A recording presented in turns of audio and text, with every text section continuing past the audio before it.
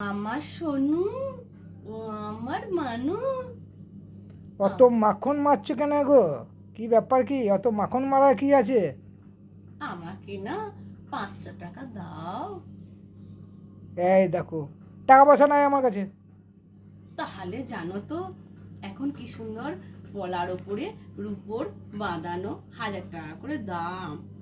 একটা কিনবো, দাও না। এই তো কদিন আগে সোনারটা করালে, আবার উপর। এখন পয়সা করি নাই বললাম তো আমি। কতবার নাই নাই, কতবার বলবো যে নাই? ও দেখো, তেল নাই, নুন নাই, মরিচ মশলা নাই, ঘরে না কিচ্ছু সবজি পাতি নাই। হ্যাঁ দেখো, দিন রাত শুধু নাই নাই নাই নাই। তোমাকে বলেছি না একবার, নাই নাই বলবো না, সব বলবে আছে আছে আছে।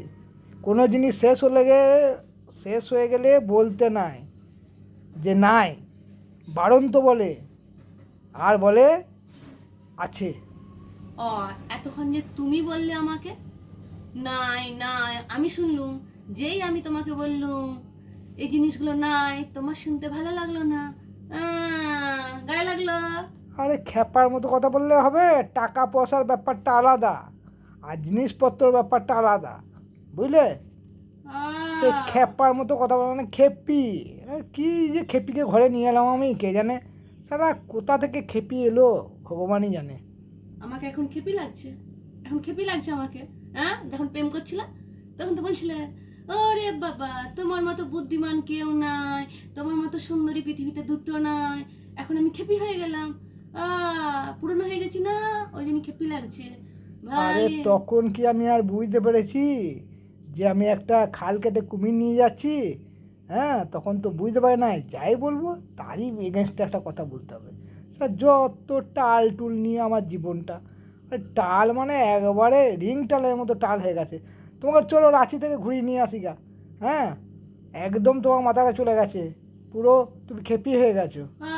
আয় দেখি, আমি যখন খেপি তোকে একটু কামড়েই দিই। আয় দেখি, আয় তো, খুব আমাকে খেপি বলছিস। খেপিরা কি করে বলতো? কামড়ে কুমড়ে দেয়। আয় তোকে কামড়েই দিই, দেখি কেমন লাগে। আর নোড়া আছে আমাদের বাড়িতে, ঠিক আছে? নোড়া, একটা বড় নোড়া আছে।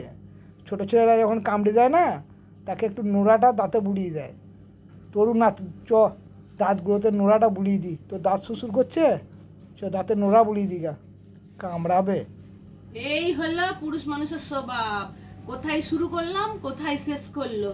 হ্যাঁ, বলতেই থাকে বলতেই থাকে। পুরুষ মানুষ বেশি বকলে না সংসার ভালো হয় না, ওর জন্যই বলে। এক তো পয়সাই দিল না, তার উপরে আবার 14 কাহিনী আমাকে কথা শুনিয়ে দিল উল্টে। আরে এক্সেস পয়সা কোথায় পাবো? এই তো কদিন আগেই তুই করালি, আবার কিসের দরকার পয়সা? ওই রুপোরবালা নিয়ে কী হবে? রুপোরবালা কেউ আমাদের মতো ঘরে কেউ পড়ে না। হ্যাঁ, আহ তাহলে ঠিক আছে, কালকে রান্না করে খাইয়েছি, আজকে রান্না হবে না। কাল খাইয়েছি তো, আজকে আবার করবো কেন? আজকে বসে থাকবো।